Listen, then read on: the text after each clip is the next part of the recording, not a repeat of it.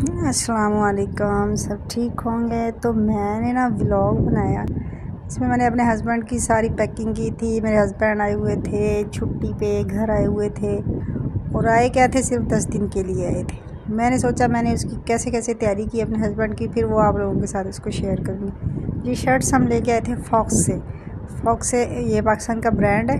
ये हर सिटी में आपको इसकी शॉप्स मिल जाती हैं। जो लोग ऑफिस और दफ्तर जाते हैं ना, उनके लिए ये अच्छी और रीज़नेबल इनकी वो प्राइस मिल जाती है। अगर आपके साइज़ का कोई मसला होता है तो फिर ये साइज़ भी आपको वो सही करके दे देते हैं। तो उसी प्राइस में आपको मतलब अच्छी मिल जाती है, रीज़नेबल होती है और बहुत अच्छी शर्ट्स इनकी होती है। मेरे हस्बैंड इनकी शर्ट्स लेते हैं फॉक्स की।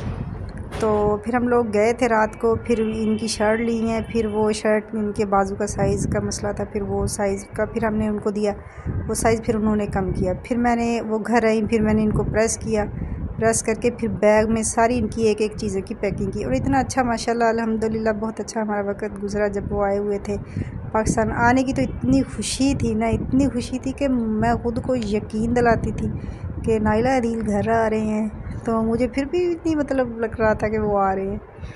तो फिर बस वो आ गए माशाल्लाह। फिर उनके जाने का वक्त भी करीब आ गया और मैंने बड़े हौसले के साथ ये वीडियो बनाई है कि मेरा दिल अंदर से ऐसे कि मुझे ऐसे लग रहा था जब मैं वीडियो रिकॉर्ड करूँगी तो मैं रोने ना लग जाऊँ, ऐसे मेरा दिल भरा पड़ा है। तो वो संडे को चले गए थे, फिर संडे को मैंने उनकी ये बनाई थी। ये चीज़ें वो लेके आए थे, कुछ प्रोडक्ट थी, स्किन प्रोडक्ट थी मेरी और घर वालों की, कपड़े थे उनके, वो मैंने प्रेस किए।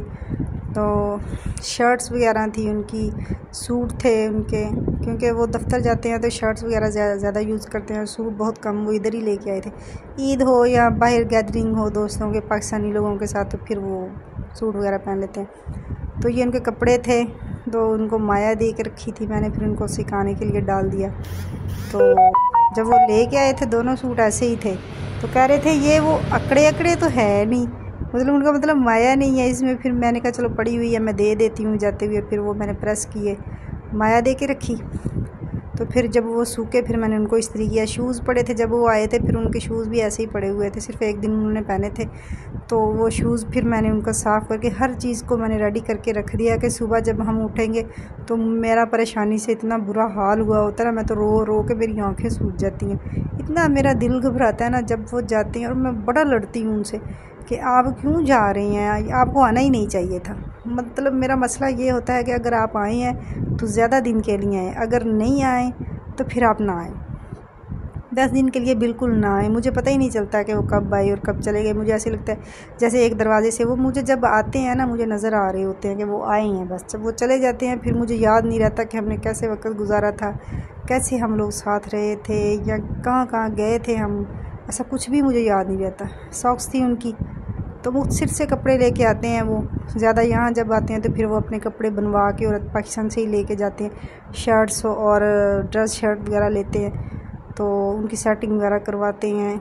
तो फिर वो पाकिस्तान से ज़्यादा कपड़े लेते हैं। उनका उधर ऑफिस का काम है दुबई में, तो जॉब है उनकी। पहले इधर थी, NRSP में जॉब करते थे मेरे हस्बैंड। तो कपड़े सूख गए थे मेरे, मैंने फिर उनको प्रेस करके रखा है। तो ये थी शर्ट थी, फिर इसको भी मैंने पानी लगा के, कॉटन के कपड़े भी इस्त्री करने सौखा काम नहीं, ये भी बड़ा मुश्किल काम होता है। तो उनका उधर दुबई में उनकी जॉब अच्छी है। मेरे हस्बैंड ने ACCA किया हुआ है, तो इधर उनकी NRSP जॉब थी। वो NRSP में अच्छी जॉब नहीं थी उनकी, उनको रिश्वत का कहा जाता था। फिर वो मेरे हस्बैंड थोड़े से रख रखाव वाले हैं, उन चीज़ों को बहुत बुरा मानते, तो फिर वो उन्होंने वो जॉब छोड़ दी थी। तो मैं अपने हस्बैंड की तस्वीर जो है ना वो ऊपर लगा दूँगी आपको, तो वो आपको पता चल जाएगा।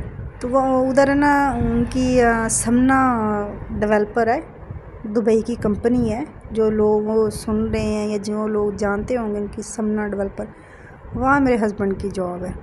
तो अच्छी जॉब है माशाल्लाह से, उनकी बड़ी अच्छी जॉब है। तो हर चीज़ उनकी कंपनी पे कर रही होती है, उनका वीज़ा, आने जाने का, एवरीथिंग, उनकी गाड़ी का ऑयल तेल जो भी उनका ख़र्चा होता है। तो रहाइश वगैरह सारी मेरे हस्बैंड की है। हम लोगों को भी वो वीज़ा दे रहे थे लेकिन हम लोग अभी नहीं गए, हमारा घर बन रहा है, फिर मेरे देवर की शादी है, फिर इस वजह से सो थे वो हमारे, क्योंकि फिर वो कहते हैं कि सारी ज़िम्मेदारियाँ पूरी हो जाए फिर मैं आप लोगों को ले जाऊँगा रिलैक्स होकर, फिर इसलिए हम नहीं गए। फिर तो ये कपड़े थे मैंने प्रेस करके ये भी उनके अंदर ही रख दिए। तो एक एक चीज़ें उनकी पूरी की, फिर उनके जाने का वक़्त भी आया। ऐसा वक़्त आया कि वो मैं आप लोगों को बता नहीं सकती।